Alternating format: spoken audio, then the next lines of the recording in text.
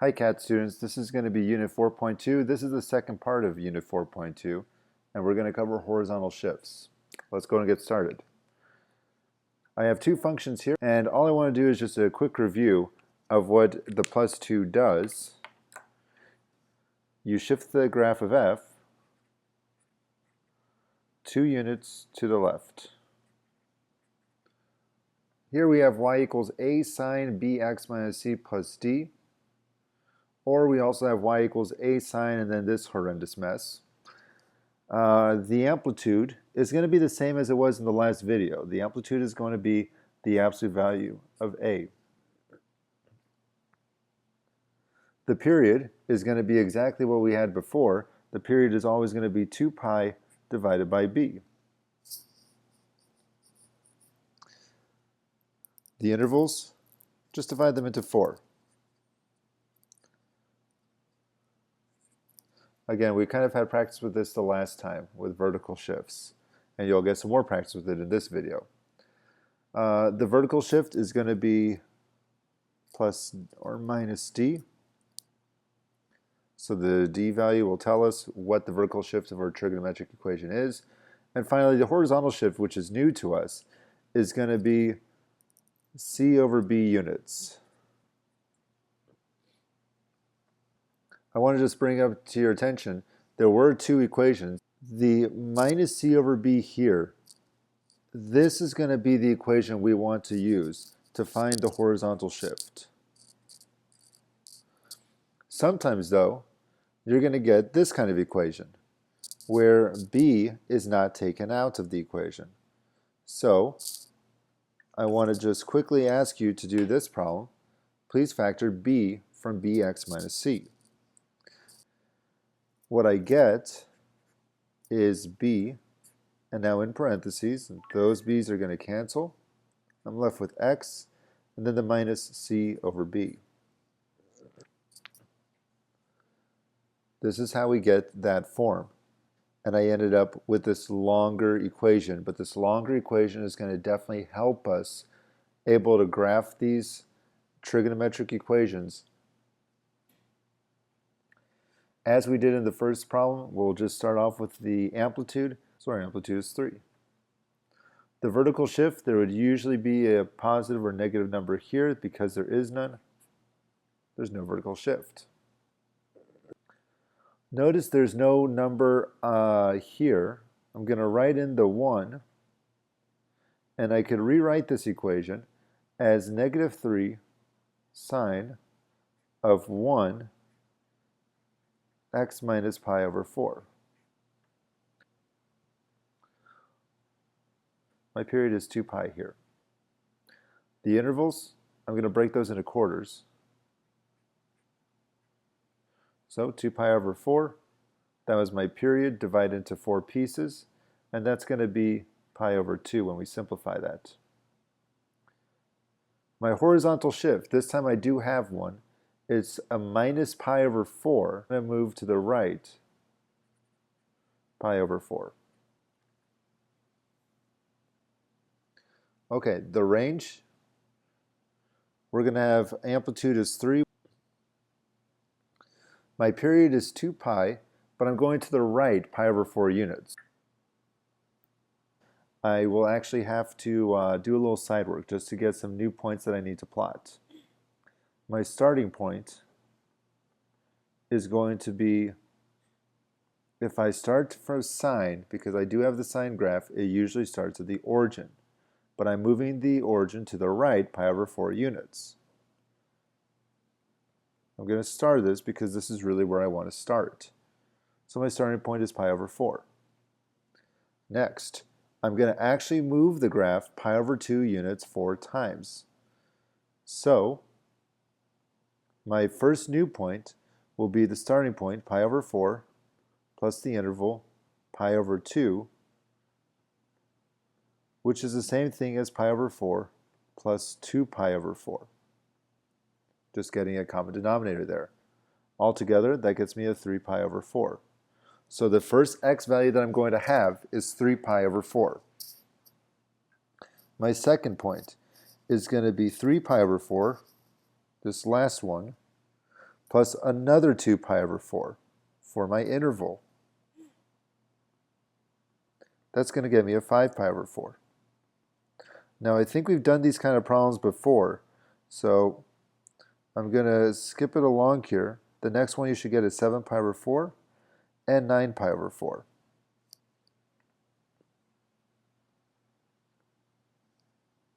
We have to go backwards the other way, so let's just take a quick look at that.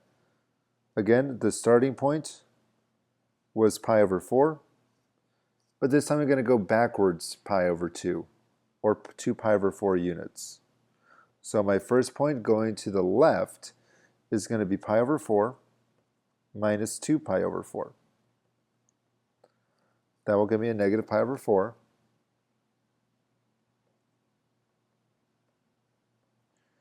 And taking that next point and repeating this process, I get a negative 3 pi over 4.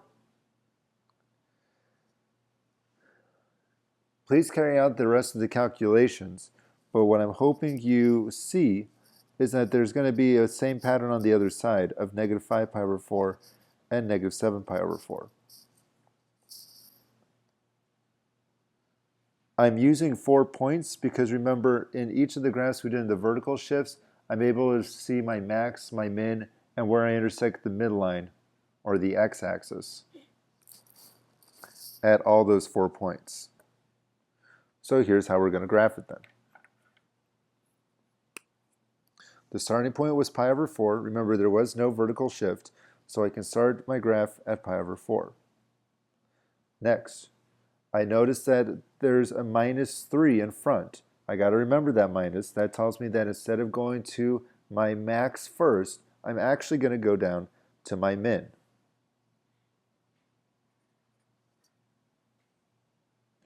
So at my next point of 3 pi over 4,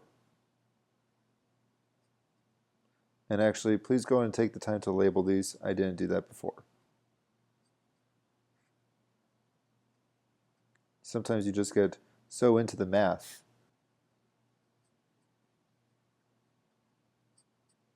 Okay. At 3 pi over 4, as I was saying, and again, feel free to pause the video if you need to catch up. At 3 pi over 4, I'm going to actually have my min of negative 3. At 5 pi over 4, I'll return back to my midline. 7 pi over 4, I'll hit my max. And then I'll hit the x-axis again at 9 pi over 4. Repeat this. We'll have this graph.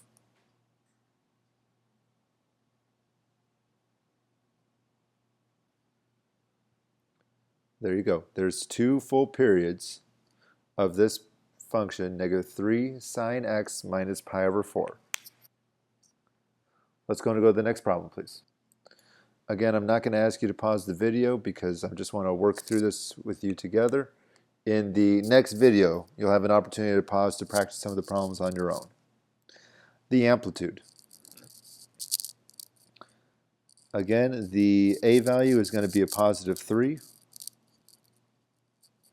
This time I do have a vertical shift. My vertical shift is down 1 unit. And here I want to be careful, and I'm going to repeat exactly what I did the last time in the problem. I'm going to have negative 1 plus 3 cosine, but I'm going to take the 4 out of this expression and keep it in front of cosine, and I'm going to get, if I factor 4 out, I'm going to get an x minus pi over 4.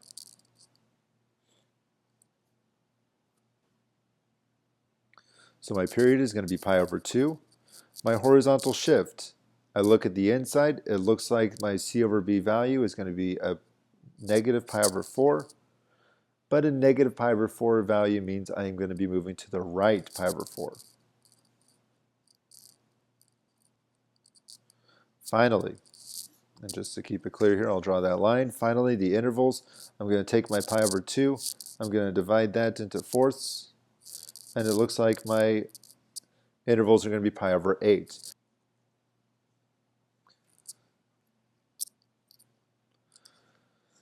So my amplitude is 3, which means my range is going to be from a -3 to a +3. But remember, I dropped down 1 unit. That's my vertical shift, which means I'm not going to have a 3 here. I'm really going to have a 2 to drop down 1 unit and a -4. Next, I am looking at the cosine graph, which means I'm going to start at the max or a min. The +3 tells me that I'm going to start at a max, so I'm going to start up here at 2. However, I am moving the graph right pi/4 a unit, so I need to be careful here. Let's do a little side work. My first point is going to be pi/4. I'll put a little star there because that's where my starting point is. And I need 4 new points, so let's get them.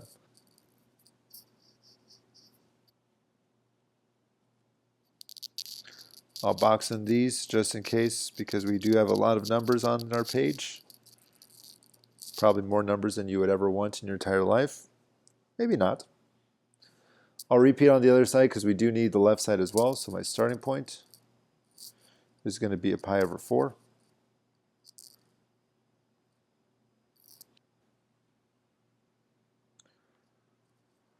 First point, pi/8, then 0, then -pi/8, and then -pi/4.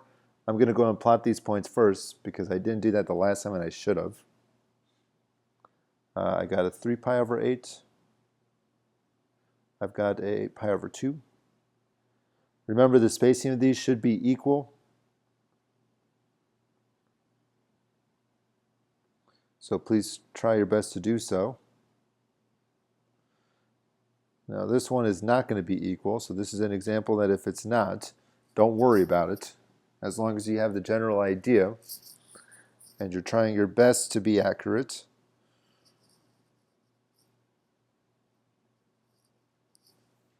Okay, because my spacing is not very good on the graph, that's probably going to mean that I'm going to have a very bad looking graph again.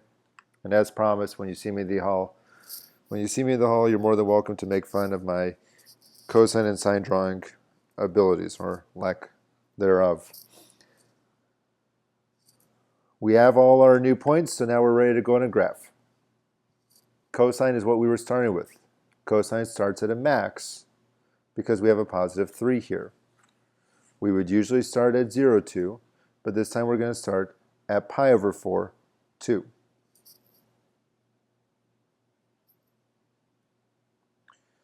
At 3 pi/8, we're going to go to a 0.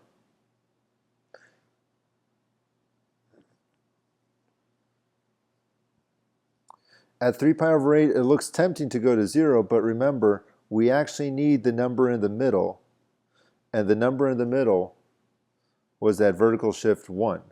So I'm just going to draw in a quick line here. Our x-axis is deceiving. And now I've really made a mess. I just put red marker all over the intervals. So pi/4 we started at 2. 3 pi/8 looked like it was going to be at 0, but was really at the midline, -1, our new x-axis.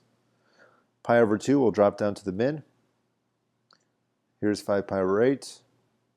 3 pi/4 is back at 2. And that completes one full period of cosine. Going back the other way, and this is where it's going to get ugly. Pi/8 goes back to the midline. At 0 should be -4. Pi/8 back at the midline again. And then 2. If you're having trouble recognizing where to plot the points, just keep in mind that you should be making this oscillating graph. So try to arrange your points in that way. Let that be a guide for you. Let me connect the points so you can get on with your life. That's all, guys. Thanks for watching.